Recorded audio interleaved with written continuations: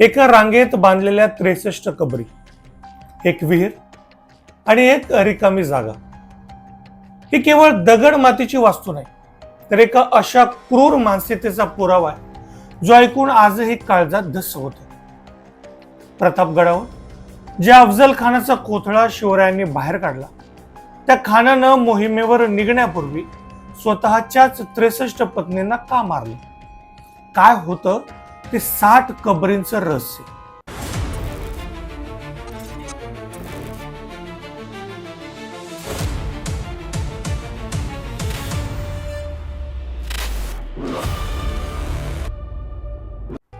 नमस्कार मित्रांनो, मी प्रमिल क्षेत्री.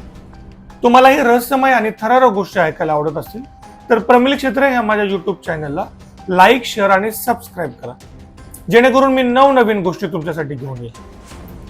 इतिहास नेहमीच पराक्रमाच्या कथा सांगतो, पण काही पानं इतकी भयानक असतात की ती वाचताना अंगावर शहारे येतात.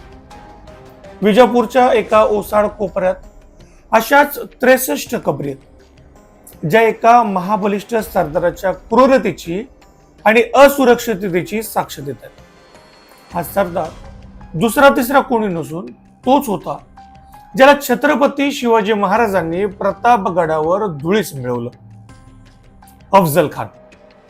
पण महाराजांना भेटायला जाण्यापूर्वी खानानं स्वतःच्या हातानं आपल्या कुटुंबाचा गळा का आवळला?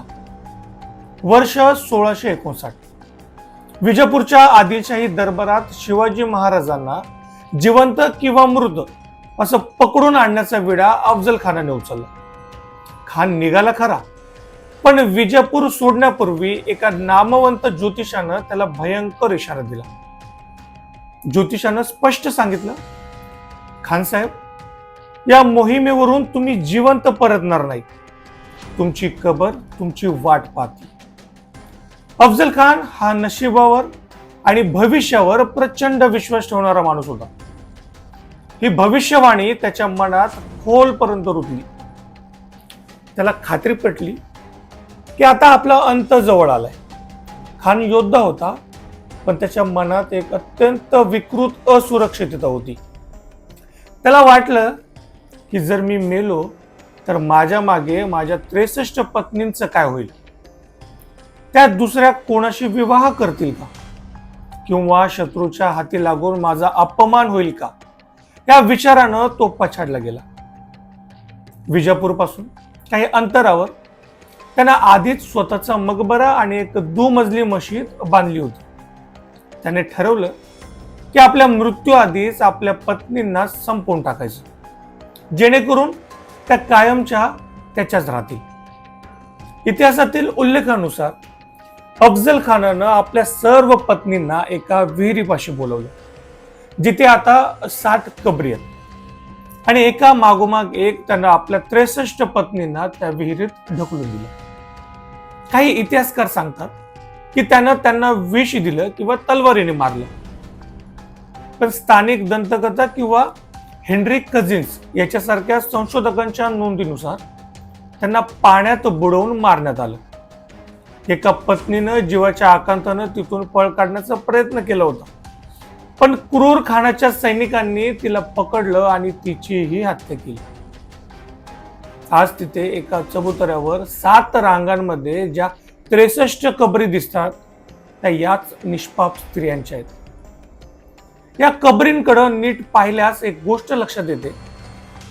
जिथे 64 कबरींची जागा आहे, पण एक कबर रिकामी.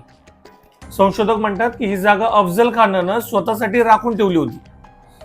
त्याची इच्छा होती की आपल्या पत्नींच्या शेजारीच त्याला दफन केलं जावं. त्याला त्याच्या कबरीच्या शिलेवर त्याच्या मृत्यूची तारीखही लिहून ठेवली होती, जी विजापूरमधून बाहेर पडण्याची तारीख होती. त्यानं मनातून स्वतःला मृत घोषित आधीच केलं होतं, पण नियतीचा खेळ वेगळाच होता. अफजल खानानं ज्या मृत्यूच्या भीतीनं आपल्या पत्नीची हत्या केली, तोच मृत्यू प्रतापगडाच्या जंगलात वाघ नखांच्या रूपानं त्याची वाट पाहत होता. 10 नोव्हेंबर 1659 छत्रपती शिवाजी महाराजांनी खानाचा वध केला.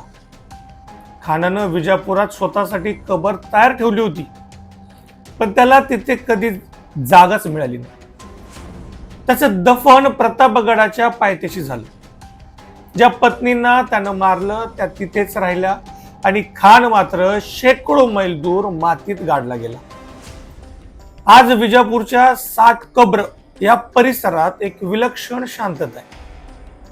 पुरातत्व विभागाच्या नोंदीनुसार या कबरीचं आकार आणि डिझाईन एकसारखं आहे आणि सिद्ध करतं की या सर्वांचा मृत्यू एकाच वेळी झाला होता.